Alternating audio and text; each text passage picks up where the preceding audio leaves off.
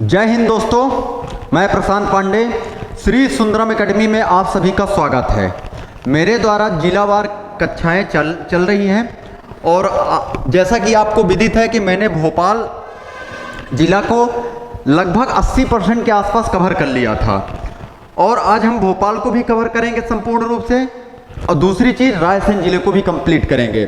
तो मेरे द्वारा आप देख लीजिए यहाँ पे भोपाल संभाग में कौन कौन से जिले आते हैं, ये सारी चीज पढ़ा दी गई है। क्या क्या? भोपाल, विदिशा, सीहोर, राजगढ़, रायसेन, ये मैंने पढ़ा दिया है। आगे देखें, एक मिनट, ये ओपन क्यों नहीं हो रहा? एक सेकंड, ठीक है। यहां पे देखें, फिर मैंने ये सारी चीज बताई थी आपको कि भोपाल शहर की स्थापना किसने की, इससे लगने वाले जिले कौन कौन से, इनकी सीमा रायसेन, विदिशा, राजगढ़, गुना, ठीक ना। ये सारे बोरास गांव में जो भोपाल का जलियांवाला बाग हत्याकांड हुआ थी, ये सारी चीज बताई थी। दोस्त मोहम्मद खां के बारे में मैंने सारी चीजें आपको जानकारी दी थी, ठीक है, इस बात को ध्यान रखना। आगे चलते हैं, ये मैं एक बार थोड़ा कल वाला दिखा देता हूं आपको, फिर आगे बढ़ते हैं क्या क्या क्रम से हुई है चीजें। जैसे यहां पे देखें, ताजुल मस्जिद, ढाई सीढ़ी की मस्जिद, ये सारी चीज। हाँ, एक चीज यहाँ पे मैं थोड़ा सा करेक्ट कर लें, वो एक्चुअली में क्या हुआ था, जल्दी जल्दी में बोल दिया गया था। जैसे सिकंदर जहां बेगम को गौहर बेगम नहीं बोलते, ध्यान रखिएगा, वो एक्चुअली में कुदसिया बेगम को बोलते हैं, ठीक है ना। इन्होंने ये नहीं बनवाया था, ध्यान रखिएगा। ये सिकंदर जहां बेगम के समय में सिर्फ क्या हुआ था, ये पॉइंट याद रख, वो क्या है कि जल्दी में स्पीड से हो गया था वो चीजें। फिर मैं बाद में जब जैसे ही देखा दिमाग में कि अरे ये तो क्या लिख दिया मैंने थे, ठीक है ना, इस चीज को याद रखना। सिकंदर जहां बेगम जो है ना, इसके समय में 1857 की क्रांति हुई थी, इस पॉइंट को ध्यान रखना। दूसरी चीज ध्यान रखेंगे, यहां पे ध्यान रखें, जो कुदसिया बेगम है, किनका नाम याद रखेंगे? कुदसिया बेगम, ये पहली बेगम है भोपाल रियासत, कुदसिया बेगम, ध्यान रखिएगा इस पॉइंट को। इन्होंने, इनका वास्तविक नाम था क्या? गौहर बेगम। क्या नाम था? गौहर बेगम।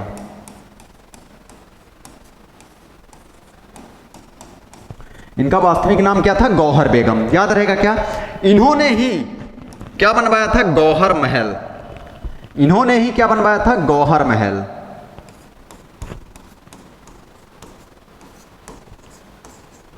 दूसरी चीज, ये कुदसिया बेगम ने यहीं पे जामा मस्जिद का भी निर्माण करवाया था। क्या बनवाया था? जामा मस्जिद का भी निर्माण करवाया था। याद रखिएगा, जामा मस्जिद का भी निर्माण करवाया था।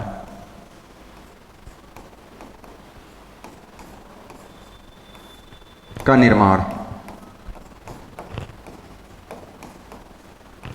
ठीक है, जामा मस्जिद का भी निर्माण इन्होंने कुदसिया बेगम ने करवाया था। ये भी पॉइंट आपको दिमाग में रखना है, ठीक है, ये भी पॉइंट आपको दिमाग में रखना है। आगे चलें, ये सारे हमने सारे पॉइंट यहां पे बता दिया।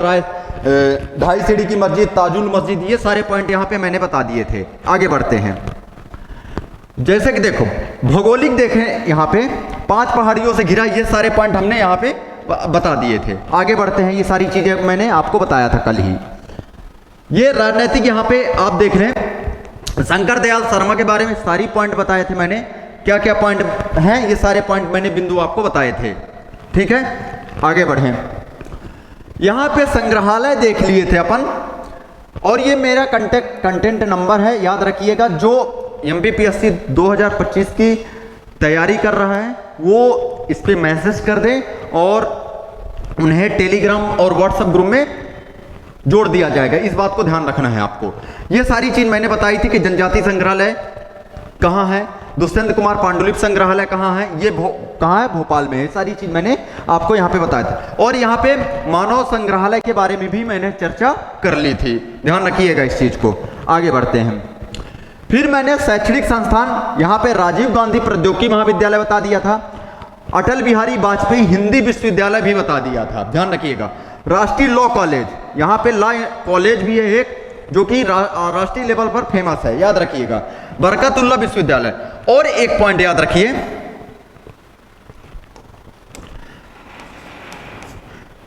खुशीराम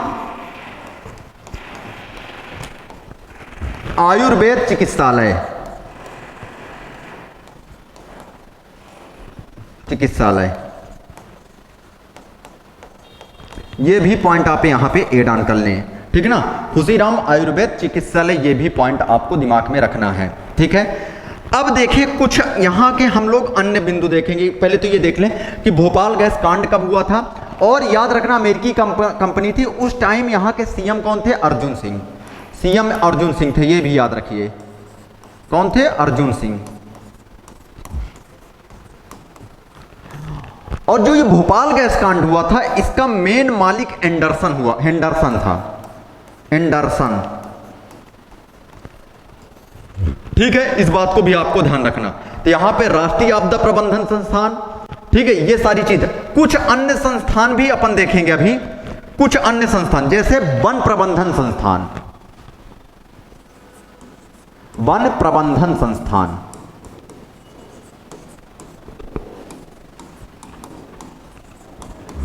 वन प्रबंधन संस्थान कहां है? भोपाल में। इसकी स्थापना हुई थी 1982 में, इसकी स्थापना हुई थी 1982 में, ये याद रखिएगा। तो वन प्रबंधन संस्थान कहाँ है? भोपाल में, ये पॉइंट आपको ध्यान रखना है। कुछ जैसे कि आपको पता है कि सांविधिक निकाय भी है यहाँ पे। जैसे सांविधिक निकाय में क्या क्या बोल सकते हैं अपन? जैसे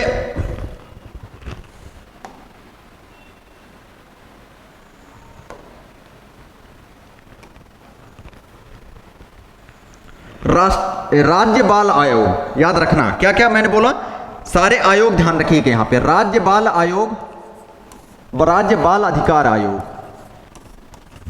का मुख्यालय है यहीं पे। मध्य प्रदेश राज्य बाल आयोग का, मध्य प्रदेश, क्योंकि यहां पे राजधानी है तो यहीं पे है इसका मुख्यालय। मध्य प्रदेश राज्य बाल अधिकार आयोग का मुख्यालय है, ठीक है। इस चीज को आपको दिमाग में रखना। मध्य प्रदेश राज्य बाल अधिकार आयोग का मुख्यालय, मध्य प्रदेश मानवाधिकार आयोग का मुख्यालय, ध्यान रखिएगा ये पॉइंट। मध्य प्रदेश मानवाधिकार आयोग का मुख्यालय, ठीक है, याद रखिएगा ये पॉइंट। और क्या याद रखना है? यहीं पे मध्य प्रदेश राज्य सूचना आयोग का मुख्यालय है,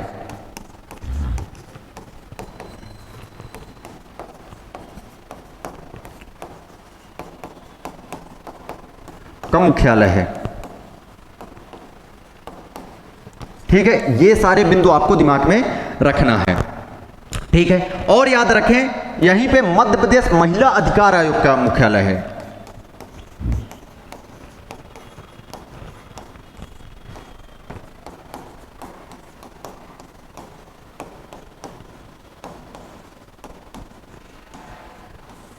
सारे पॉइंट आपको याद रखिएगा। तो क्या क्या मैंने बताया? मध्य प्रदेश राज्य बाल अधिकार आयोग का मुख्यालय है, मध्य प्रदेश मानवाधिकार आयोग का मुख्यालय है, मध्य प्रदेश राज्य सूचना आयोग का मुख्यालय है, मध्य प्रदेश महिला आयोग का मुख्यालय है, ठीक है। इस चीज को भी आपको दिमाग में रखना है। यहीं पे राजभवन है एक, जिसमें कौन रहता है? राज्यपाल जी, ध्यान रखिएगा, राज्यपाल। और ये मानवाधिकार आयोग जो भवन बना है, याद रखिएगा ये पर्यावास भवन में बना हुआ है।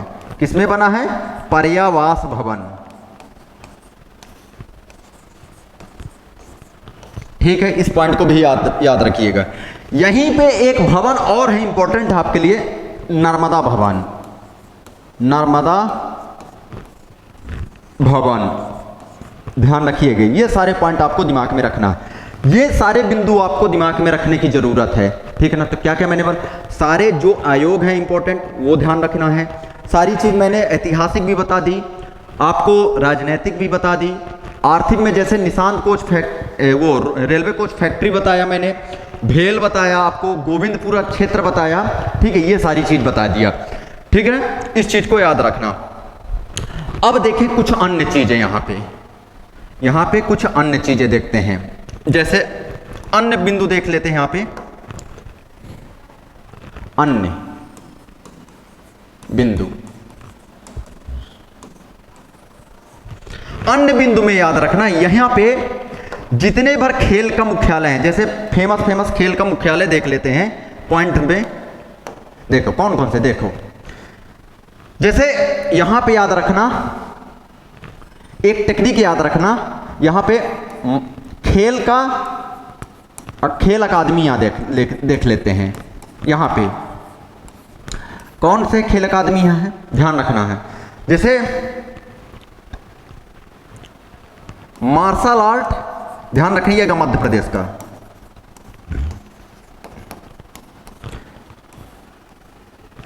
ठीक है ना।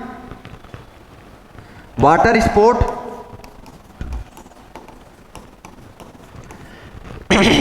शूटिंग अकादमी, ध्यान रखिएगा।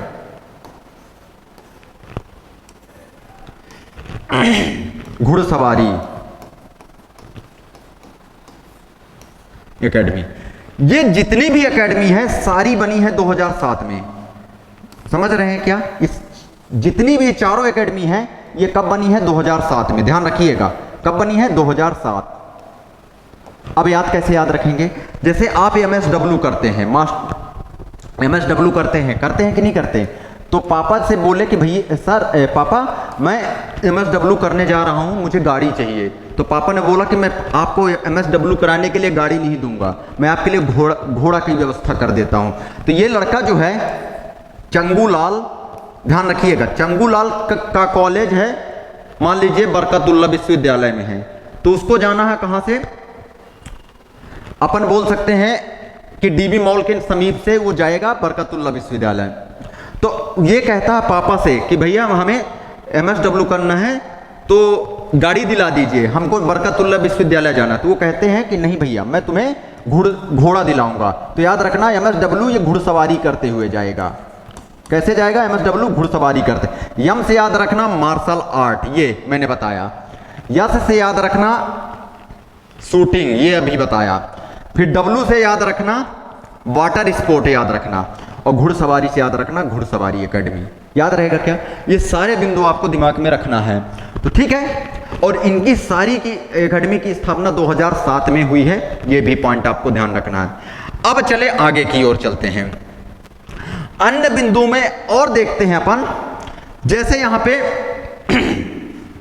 भारत भवन, क्या मैंने बोला? भारत भवन,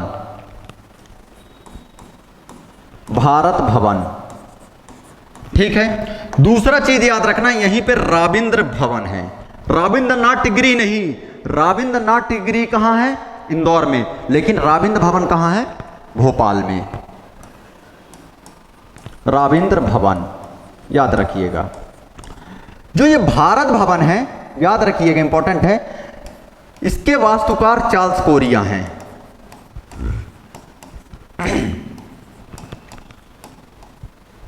चार्ल्स कोरिया, और इसकी स्थापना कब हुई थी? फरवरी 1982। ध्यान रखना ही ये सारे बिंदु ध्यान रखेंगे क्या?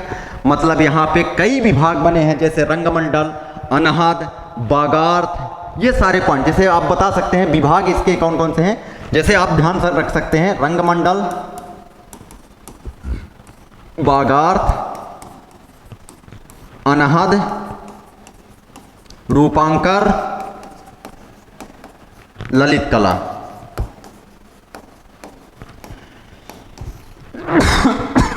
ये इसके अंतर्गत विभाग हैं, ठीक है। इस चीज को भी आपको दिमाग में रखना है, इस चीज को भी आपको दिमाग में रखना है। तो ये सारे बिंदु आपको ध्यान रखना है।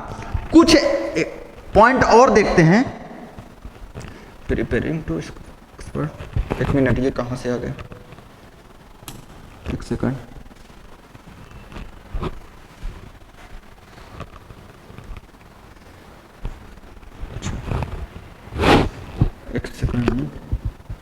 एक सेकंड।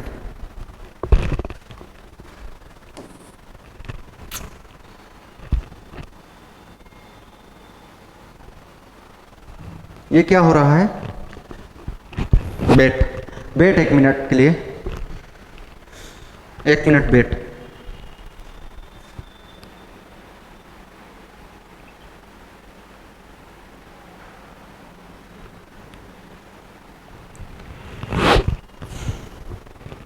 एक मिनट वेट करिएगा।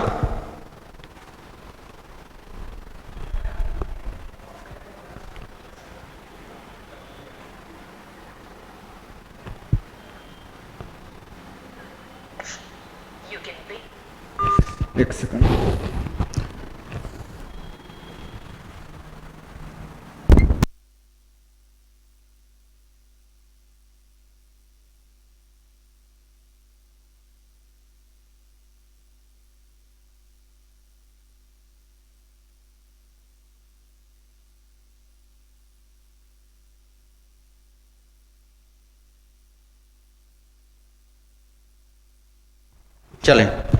चलिए ठीक है, कोई ना। यहाँ पे वो आ गया था, प्रिपेयरिंग कुछ ऑप्शन आ गया था, हट नहीं रहा था, याद रखिएगा दिमाग में थोड़ा सा। चले अब यहाँ पे अपन आगे की ओर बढ़ते हैं। जैसे यहाँ पे कुछ महत्वपूर्ण और पॉइंट यहाँ रखते हैं। अभी मनुआ भान एक जगह खोजी गई है, मनुआ भान, याद रखिएगा। मनुआ भान एक तरह का पुरातात्विक स्थल है,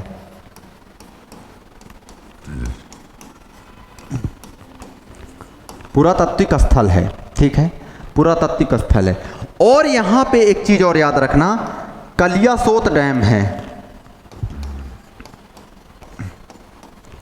कलियासोत डैम भी है, ध्यान रहेगा क्या चीजें, क्या है, कलियासोत डैम भी है यहाँ पे, ठीक है। ये भी पॉइंट आपको दिमाग में रखना है, ये भी पॉइंट याद दिमाग में रखना है।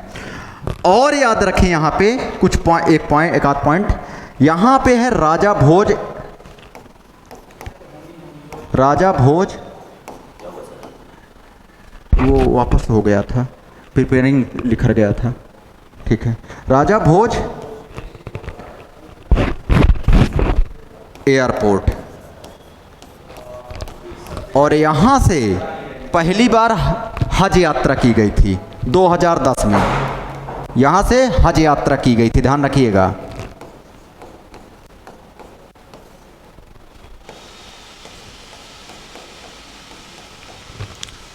याद रखिएगा, ये भी हज यात्रा की गई थी यहाँ से। ये सारे बिंदु आपको यहाँ से भोपाल में मिलते हैं। मैक्सिमम आपको मैंने पॉइंट सारे बता दिए, क्योंकि इसमें सारे पॉइंट मैंने मैक्सिमम बता दिया। यहाँ पे क्या भोपाल से संबंधित चीज़ें लगभग कंप्लीट हो चुकी हैं, ठीक है। ये सारी बिंदु मैंने आपको यहाँ पे बता चुके हैं, ठीक है। अब अपन रायसेन की ओर चलेंगे, ठीक है ना। अपन हाँ एक चीज़ और याद रखें, यहाँ का जरदोजी बहुत इंपॉर्टेंट है, याद रखो, ये इंपॉर्टेंट है। क्या मैंने बोला, जरदोजी, जरदोजी याद रखना, जरदोजी याद रखना। ये जरदोजी जो है, ये क्या है, बटुए, इसके से बटुए, ठीक है ना, बटुए सूज बनाए जाते हैं, ध्यान रखिएगा। यहाँ का जरदोजी फेमस है, ठीक है ना, जरदोजी यहाँ का फेमस है, ध्यान रखिएगा। और यहाँ पे बटुए और क्या सूज बनाए जाते हैं, ये सारे बिंदु आपको बेसिक रूप से जानकारी रखना है। बाकी मैं जब Madhya Pradesh particular topic wise पढ़ाएंगे ना, पूरी गहराई से जाएंगे, क्योंकि जब जैसे भोपाल रियासत पढ़ाएंगे ना, बहुत गहराई से पढ़ाएंगे, उसमें बहुत सारी चीज़ आपको बताएंगे।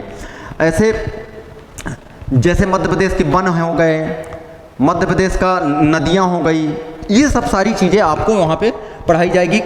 लेकिन अभी अपन जिलावार सारी चीज़ें कर रहे हैं, ठीक है ना।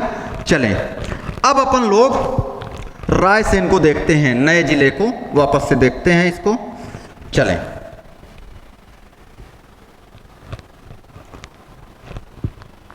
रायसेन देखते हैं, देखें रायसेन।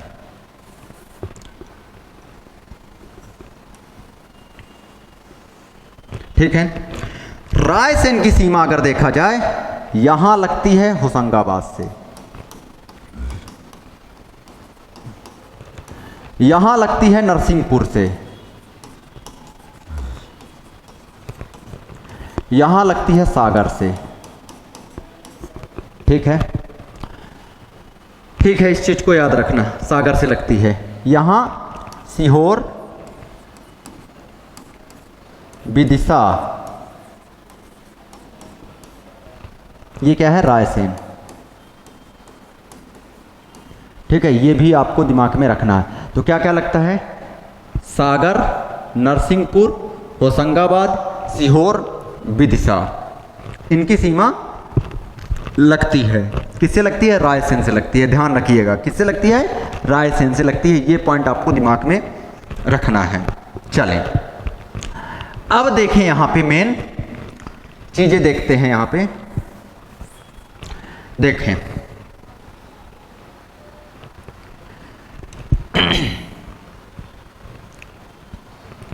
जो ये रायसेन है, इसका संस्थापक अगर देखा जाए राय सिंह है, इसी के नाम पर पड़ा है, राय सिंह है। एक्चुअली में ये रायसेन वाले क्षेत्र में, ये सीहोर वाले क्षेत्र में पहले शुरुआती दौर में गोंड शासक हुआ करते थे। शुरुआती दौर में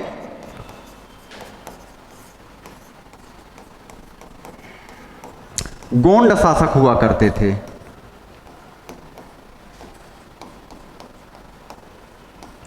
का अधिकार था।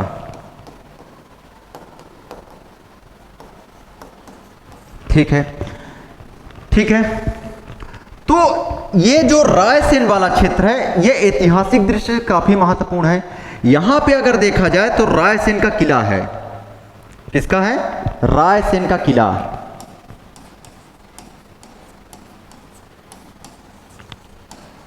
या इस रायसेन किला में राजपूत शासक पूरणमल रहता था। कौन रहता था, राजपूत शासक पूरणमल, पूरणमल। और इसी पर 1543 की बात है। कब की बात है, 1543 की बात है, ध्यान रखिएगा। शेर शाह सूरी ने अचानक रूप से आक्रमण, जब ये मतलब राजमहल के अंदर सो रहा था तो अचानक से इस पर आक्रमण किया था। तो शेर शाह सूरी ने, याद रखिएगा, अफगान रहता है, शेर शाह सूरी ने अचानक आक्रमण किया।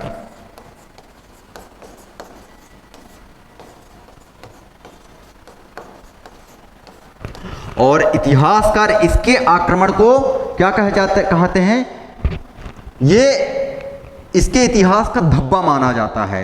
ठीक है ना, इस पर कलंक माना जाता है कि भैया तुम सोते हुए व्यक्ति पर हमला कर दिए हो। ठीक है ना, इस चीज को ध्यान रखना। तो शेर शाह सूरी किसके ऊपर, राजपूत शासक रहता है पूरणमल, इस पर आक्रमण कर देता है। याद रखिएगा दिमाग में। ठीक है, ये चीजें आपको दिमाग में रखना है। फिर कुछ और चीजें यहां पे अपन देखते हैं। अगर यहां पे हम प्रागैतिहासिक काल की बात कर लें, प्रागैतिहासिक काल की बात करें, बहुत इंपॉर्टेंट आपके लिए है, बहुत ज्यादा। तो यहां पे मैं भीमबेटका की गुफा पर चर्चा करना चाहूंगा। किस पर चर्चा करना चाहूंगा, भीमबेटका की गुफा पर चर्चा करना चाहूंगा। भीमबेटका की गुफा, ऐसा इतिहासकारों ने, मतलब जो पुरातत्वविद हैं, उन्होंने जब इस गुफा की खोज की तो ऐसा कहा कि विश्व की सबसे बड़ी गुफा है। ठीक है, इतिहासकारों जो पुरातत्वविद हैं उन्होंने बोला, मैं नहीं बोल रहा हूं। कौन बोला, पुरातत्वविद ने बोला।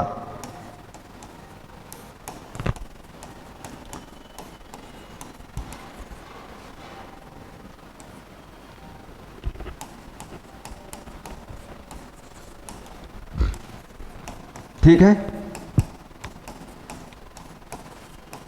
विश्व की सबसे बड़ी गुफा में से एक है।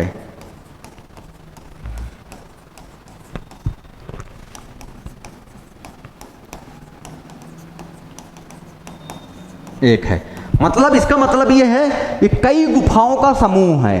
ध्यान रखना, ये आपसे याद रखना, जिनका असिस्टेंट प्रोफेसर का इंटरव्यू है, जो इतिहास बैकग्राउंड से हैं, उनके लिए भीमबेटका की गुफा याद रखिए, बहुत इंपॉर्टेंट है, हद से ज्यादा इंपॉर्टेंट है। यहां से क्वेश्चन बनने का चांस है। तो याद रखनी, आप भीमबेटका की गुफा में याद रखना कई गुफाओं का समूह है।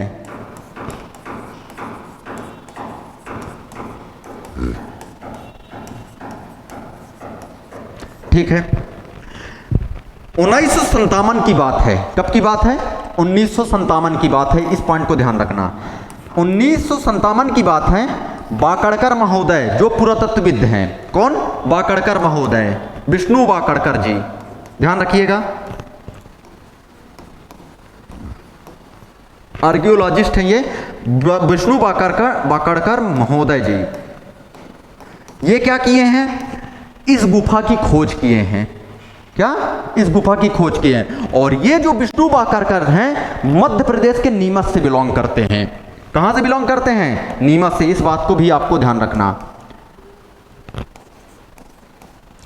नीमच जन्मभूमि है, याद रखना इनकी कि कहाँ है, नीमच जन्मभूमि है इनकी, ध्यान रखना किनकी, विष्णु बाकड़कर जी की जन्मभूमि। और याद रखना भीमबेटका की गुफा को राष्ट्रीय विरासत, ना कि मैंने क्या बोला, यूनेस्को सूची, यूनेस्को सूची शब्द नहीं बोला मैंने, इस बात को ध्यान रखना। इसे राष्ट्रीय विरासत में कब शामिल किया गया, ध्यान रखना इस पॉइंट को। राष्ट्रीय विरासत स्थल भी इसे दर्जा दिया गया का दर्जा 1990 में, ध्यान रखिएगा। लेकिन इसे यूनेस्को साइट में कब शामिल किया गया, 2003 में।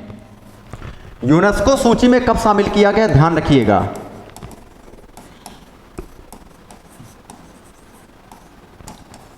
2003 में, ध्यान रखना इस पॉइंट को। अब देखिए भीमबेटका की गुफा पर्टिकुलर है कहां, यहां एक तरह की ये याद रखो कि भीमबेटका की गुफा याद रखना ये कहां पे है, रायसेन में। आपको पता है रायसेन ही पढ़ा रहा हूं।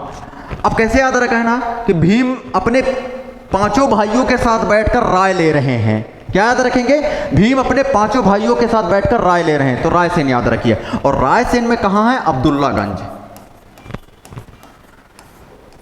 ठीक ना। अब्दुल भाई वहां से उधर से सुन रहे थे कि क्या राय ले रहे हैं, याद रखिएगा अब्दुल्लागंज, याद रहेगा क्या पॉइंट, ये भी पॉइंट आपको ध्यान रखना, ठीक है। दूसरी चीज ध्यान रखना, ये कैसा है, पाषाणकालीन स्थल है, कुल मिला के प्रागैतिहासिक कालीन स्थल है, पाषाणकालीन। अपन बोल सकते हैं मध्य पाषाणकालीन, अगर स्पेसिफिक बात की जाए तो मध्य पाषाणकालीन स्थल है, ध्यान रखेंगे मध्य पाषाणकालीन। मध्य पाषाणकालीन अगर नहीं दिमाग में आ रहा है तो प्रागैतिहासिक कालीन स्थल है। सारी चीजें दिमाग में आपको यहां पे रखना है। ये जो गुफा है विंध्याचल पर्वत को काटकर बनाई गई है, विंध्याचल पर्वत को काटकर बनाई गई है।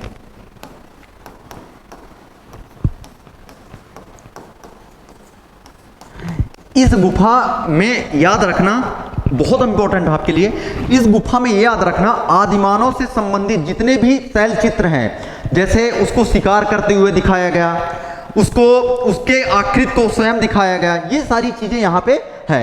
मतलब इसमें याद रखना आदिमानव की विकास अवस्था को दिखाया गया है, आदिमानव के विकास अवस्था को दिखाया गया है कि कैसा उसका रहन सहन, क्या चित्रकारी करता था, कैसे शिकार करता था, ये सारी चीज विकास अवस्था को दिखाया गया है।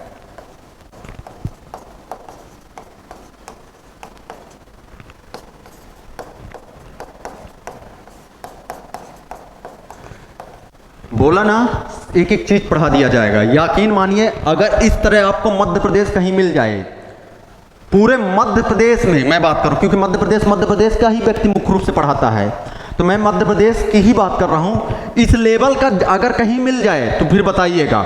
इसलिए आप निसंदेह इस क्लास को ज्वाइन करें और अपनी सफलता सुनिश्चित करें, और इसके लिए हम लोग लगातार कर्मबद्ध रहेंगे आपके प्रति और अच्छा प्रयास करेंगे और अच्छी चीज देने का निरंतर प्रयास करेंगे। इसलिए श्री सुंदरम एकेडमी का आप लोग एप्लीकेशन डाउनलोड कर लें, और ये अब सारी क्लासेस आपको उस बैच में मिलेगी, आप वहां पे जाके देखें। मध्य प्रदेश एमपीपीएससी 2025 के बच्चों को भी ध्यान देने योग्य बात है, उनके लिए भी ये क्लास इतनी महत्वपूर्ण है कि क्या बताऊं, बहुत ज्यादा महत्वपूर्ण है। प्लस असिस्टेंट प्रोफेसर के बच्चों के लिए जिनका इंटरव्यू है उनके लिए बहुत इंपॉर्टेंट है। यकीन मानिए हर चीज पूछा जा सकता है भीमबेटका से, हर एंगल से। हो सके कोई व्यक्ति रायसेन का है, जो व्यक्ति रायसेन का है उससे 100% यहां से क्वेश्चन पूछा जा सकता है। 100%, इस बात को ध्यान रखना। इंटरव्यू में 100% यहां से क्वेश्चन बनने के चांस है। ठीक है, अब आगे चलें, क्योंकि उनके यहां जो रायसेन में है 2 ऐसे स्थल हैं जो विश्व धरोहर सूची में, जैसे सांची, तो सांची के बारे में 100% पूछने का चांस है।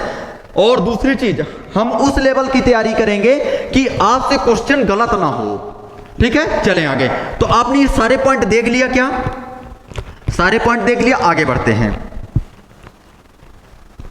अब हम लोग सांची की तरफ चलते हैं। एक्चुअली में यहां पे 2 मुख्य स्तूप हैं, सांची और सतधारा। क्या क्या मैंने बोला? 2 मुख्य स्तूप है रायसेन में, याद रखिएगा, सांची और सतधारा। एक पॉइंट, कुछ पॉइंट यहां पे और ये डाल कर लें, मैं बताता हूं कहां पे। जैसे कहां गया ये रायसेन का किला। अब ये रायसेन के किला में राजा रोहित का महल भी है। क्या याद रखेंगे? क्या याद रखेंगे? राजा रोहित का महल। यहां के राजा हुआ करते थे रोहित, राजा रोहित महल।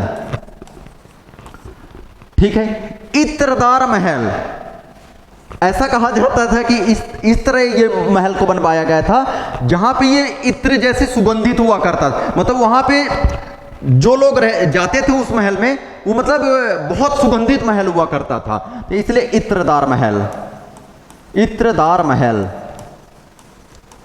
और यहीं पे एक है दाई का महल। कौन सा? दाई का महल, ये भी ध्यान रख सकते हैं। अब ये तो पूरी तरह से खंडहर हो चुका है ये किला, ये सारे पॉइंट आपको दिमाग में रखना है। चलें आगे। अब हम आगे की ओर बढ़ते हैं। सांची स्तूप देखेंगे पहले, आपके लिए बहुत इंपॉर्टेंट। मैं सांची स्तूप को बेहतरीन तरीके से आपके सामने प्रस्तुत करने जा रहा हूं। देखें, पहले तो इसका स्ट्रक्चर देखेंगे। देखें स्ट्रक्चर देखें, ये क्या है? आधार। समझें, ये बहुत इंपॉर्टेंट। आपसे कुछ भी स्ट्रक्चर से भी इंटरव्यू में क्वेश्चन पूछा जा सकता है। ये क्या है? आधार बोल सकते हैं। और ये क्या है? तोरण। ये क्या है? तोरण। ठीक है, ये क्या है? तोरण। और ये क्या है? ये क्या है? अंडज। क्या है? अंडज, याद रखिएगा, इसको बोलते हैं अंडज। और जो सबसे पवित्र स्थल है वो हर्मिका कहलाता है। ये है हर्मिका। ये क्या है? हर्मिका। अब इसी तरह समझिएगा कि हर्मिका है, समझ रहे हैं? इस बात को याद रखना, हर्मिका। इसी हर्मिका में गौतम बुद्ध के 2 शिष्य हैं, सारिपुत्र और महामोगदलायन, उनके अवशेष रखे हुए हैं। मतलब इस हर्मिका की पूजा की जाती है, ध्यान रखिएगा।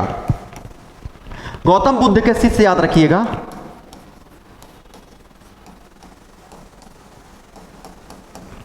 गौतम बुद्ध के शिष्य का क्या नाम है? सारिपुत्र और महामोगदलायन।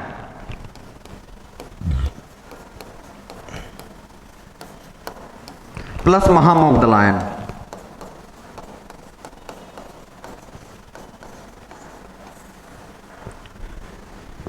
यही सांची को याद रखना, ठीक है। खोज कौन किया था? ध्यान रखिएगा, जनरल टेलर। खोज जनरल टेलर।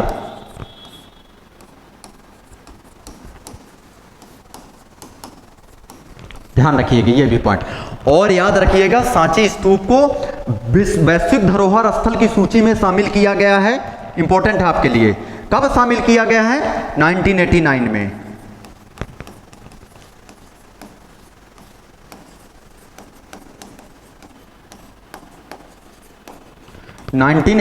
में। याद रखिएगा ये पॉइंट, ठीक है ना। तो ये क्या है? एक तरह का बौद्ध स्तूप है, और बौद्ध स्तूप में ये सबसे बड़ा बौद्ध स्तूप है। प्रदेश ही नहीं, देश स्तर पर इसका नाम आता है। प्रदेश, ठीक ना। बौद्ध सबसे बड़ा बौद्ध स्तूप।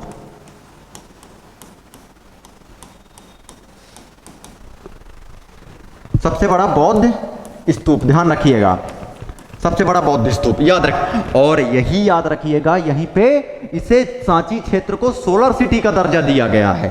ध्यान रखेंगे, इसे क्या दर्जा दिया गया? Solar city.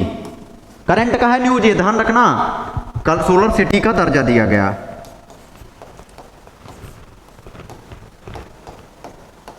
ठीक है, इस पॉइंट को भी दिमाग में आपको रखना है। ऐसा माना जाता है कि मौर्य शासक अशोक ने इसका निर्माण किया था। क्या बोला मैंने? निर्माता कौन है? मुख्य रूप से मौर्य शासक कौन रहता है? अशोक। लेकिन इसके जो तोरण द्वार बने हुए हैं इसको शुंगों ने बनवाया था। निर्माता सम्राट अशोक। कब बनवाया था? तीसरी शताब्दी में, सदी में, ध्यान रखिएगा। लेकिन इसमें जो तोरण द्वार ये बने हैं बहुत इंपॉर्टेंट है, ध्यान रखिएगा। एक्चुअली में ये जो सांची है ना, यहां पे सातवाहनों की भी वो मिलती है कि सातवाहनों ने भी इसमें कार्य को करवाया था, लेकिन मेनली रूप से अशोक ने करवाया था, मौर्य शासक अशोक ने करवाया। उसके बाद आपको याद रखना शुंगों ने क्या करवाया था? इसका तोरण का निर्माण करवाया था। दिमाग में रखना है, ठीक है, इस चीज को ध्यान रखना है, ठीक है ना। और यहाँ पे सातवाहनों की शासकों से संबंधित भी जानकारी मिलती है। तो ये सारे बिंदु आपको यहाँ पे सांची के बारे में ध्यानना है, ठीक है ना। चले आगे। यहीं पे सतधारा एक स्तूप अभी खोजा गया है, ये भी पॉइंट आपको ध्यान रखना है, ठीक है। इस चीज को भी आपको विशेष रूप से ध्यान रखना है। चले आगे। अब आपको जो लगातार अभी भी चर्चा में है, एक चीज और याद रखें, यहां पे याद रखना साइक्लोपियन डैम बांध था। क्या मैंने बोला? साइक्लोपियन बांध। इसको थोड़ा ये चर्चा में रहता है। आजकल न्यूज में भी ये आता है क्योंकि राजा भोज चर्चा में है, क्योंकि भोजशाला चर्चा में है। आपको भोजशाला विधिवत पढ़ के जाना है, याद रख लीजिएगा। जिनका इतिहास बैकग्राउंड, इतिहास है बस से नहीं, हो सके दूसरे बैकग्राउंड वालों से भी भोजशाला के बारे में क्वेश्चन पूछ ले। और पर्टिकुलर जो धार के हैं व्यक्ति, उनसे भोजशाला के बारे में क्वेश्चन पूछेगा। एकदम बहुत अच्छे से पढ़ के जाना है। ये मानिए कि आ रहा क्वेश्चन भोजशाला के बारे में। भोजशाला के बारे में मैं अलग से करंट में क्लास लूंगा, क्योंकि उसमें शायद मैं 20, 25, 30 मिनट बताऊं, ठीक ना। तो साइक्लोपियन बांध, ये कहा जाता है, ऐसा माना जाता है कि ये मध्य प्रदेश का सबसे पहला बांध है। क्या मैंने बोला? ऐसा माना जाता है, इतिहासकार बोलते हैं। लो, इतिहासकार, मैं नहीं बोल रहा हूं, ध्यान रखिएगा। इतिहासकार बोलते हैं कि ये मध्य प्रदेश का सबसे पुराना बांध है। बांध है, ध्यान रखेंगे। दूसरी चीज याद रखना, इसका निर्माण राजा भोज ने किया था। निर्माण राजा भोज।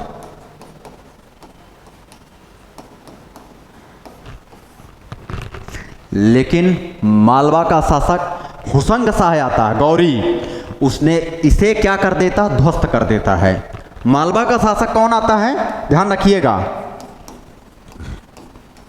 मालवा का शासक हुसंग शाह गौरी द्वारा इसे ध्वस्त कर दिया जाता है।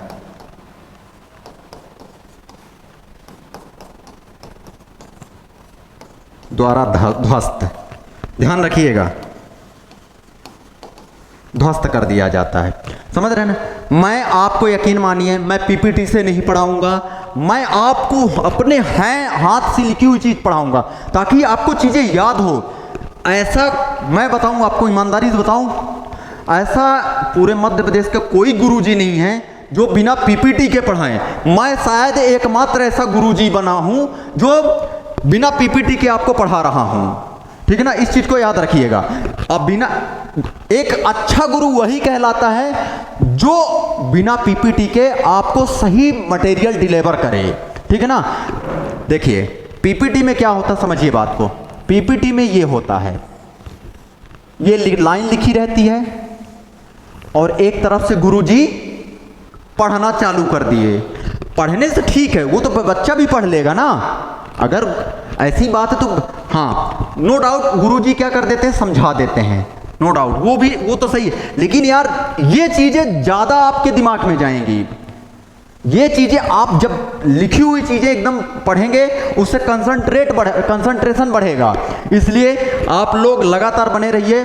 मैं आपको मध्य प्रदेश सिखा दूंगा, ये प्रॉमिस है मेरा। बहुत अच्छे से पढ़ाऊंगा, एक एक चीज पढ़ाऊंगा, ठीक है ना।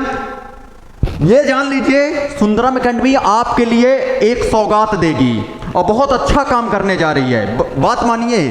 और आप एक बार जरूर क्लास जो इंदौर में है इसका वो हेड ऑफिस, आप इंदौर में जरूर विजिट करें और दिए गए नंबर पर संपर्क करें। दिए इसमें टेलीग्राम में मैं वो, हाँ ठीक है नंबर सर के द्वारा आपको प्रोवाइड कर दिया जाएगा। अभी इसके बाद सर की क्लास है तो आप लोग जरूर ज्वाइन करिएगा, ध्यान रखिएगा, बहुत इंपॉर्टेंट है आपके लिए। यकीन मानिए इस तरह मध्य प्रदेश सच में कोई नहीं पढ़ाता। ये ना सोचिए कि मैं अपनी बड़ाई कर रहा हूँ, बड़ाई नहीं, क्योंकि वास्तविकता से आपको परिचय करा रहा हूँ, ठीक है ना, इस बात को ध्यान रखना। चलें आगे। अब यहाँ पे कुछ महत्वपूर्ण चीजें आपको बताऊंगा, जैसे कि यहाँ पे औद्योगिक केंद्रों के बारे में। यहाँ जो रायसेन है औद्योगिक भूमि भी है एक तरह का। जैसे देखें मंडीदीप, ये मंडीदीप बहुत फेमस, जैसे समझे बात को, जैसे धार का पीथमपुर फेमस है तो सेम टू सेम रायसेन का अगर देखा जाए तो ये मंडीदीप फेमस है। ये इंडस्ट्रियल एरिया है। कैसा? Industrial area. और याद रखिएगा ये इंडस्ट्रियल एरिया है। यहां पे याद रखना ऑप्टिकल फाइबर कारखाना बहुत इंपॉर्टेंट है। ऑप्टिकल फाइबर जो कि पूर्ण आंतरिक परावर्तन के सिद्धांत पर काम करता है, टोटल रिफ्लेक्शन पे काम करता है। याद रखिए पूर्ण आंतरिक टोटल इंटरनल रिफ्लेक्शन पर काम करता है, पूर्ण आंतरिक परावर्तन के सिद्धांत पर काम करता है।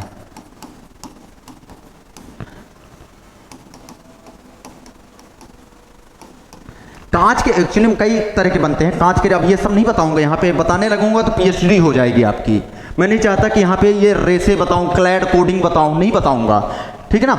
इतना याद रखिएगा, ये जो ऑप्टिकल फाइबर कारखाना बना है ये आपके लिए इंपॉर्टेंट है। ऑप्टिकल फाइबर कारखाना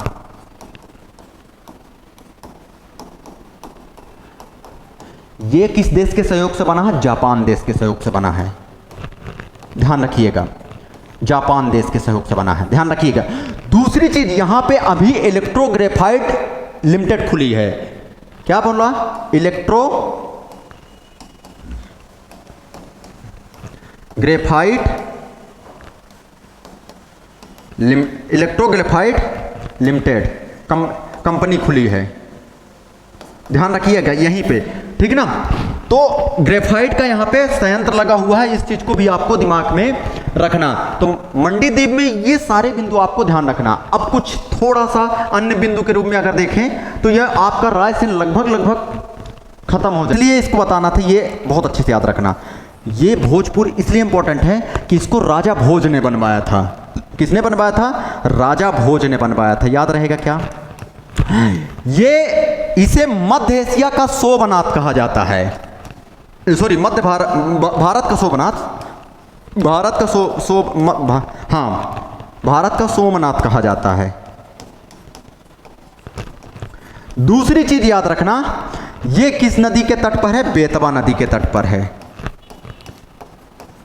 और ये भारत की सबसे बड़ी शिवलिंग मानी जाती है, ध्यान रखिएगा, सबसे बड़ी शिवलिंग मानी जाती है।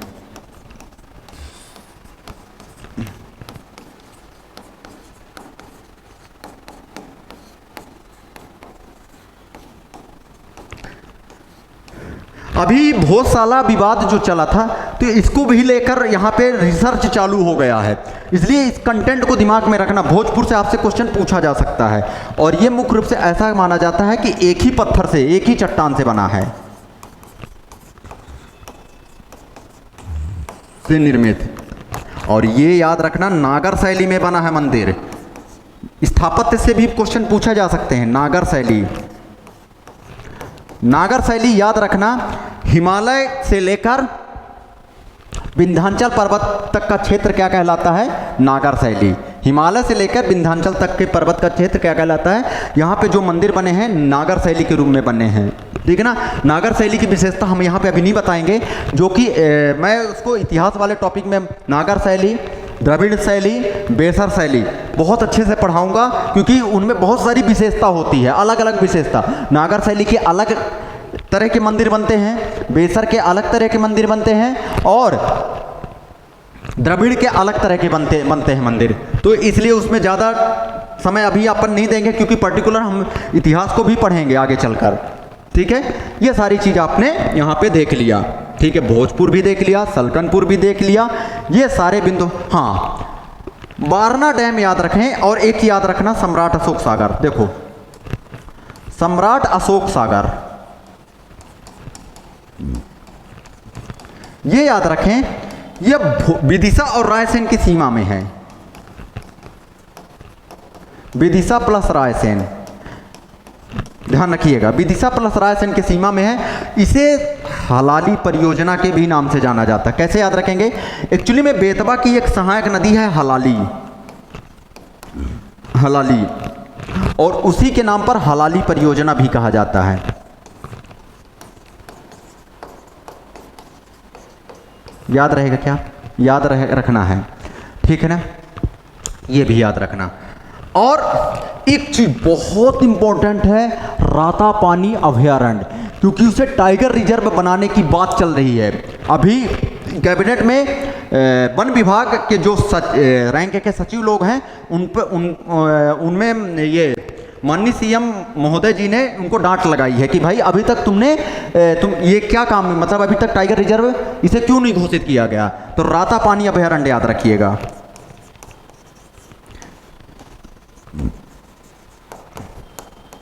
अभयारण्य, इसे टाइगर रिजर्व बनाने की बात चल रही है, ध्यान रखिएगा। दूसरी चीज यहां पे याद रखना, वारणा परियोजना, वारणा परियोजना रायसेन में है। और याद रखना करंट के, वन डिस्ट्रिक्ट वन प्रोडक्ट, यहां के बासमती चावल को वो किया गया है। याद रहेगा क्या? बासमती चावल।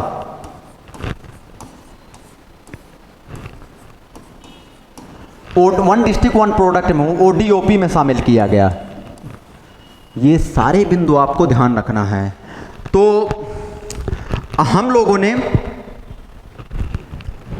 सारी चीज लगभग पढ़ ली। एक चीज और याद कर सकते हैं यहाँ पे रायसेन में, मैंने बताया था अभी वर्तमान में जो ध्यान रखने लायक है कि भोपाल का जो जलियांवाला बाग हत्याकांड हुआ था, इसी जगह पे हुआ था, रायसेन के बोरास गांव में। ये भी याद रखें, भोपाल का जलियांवाला।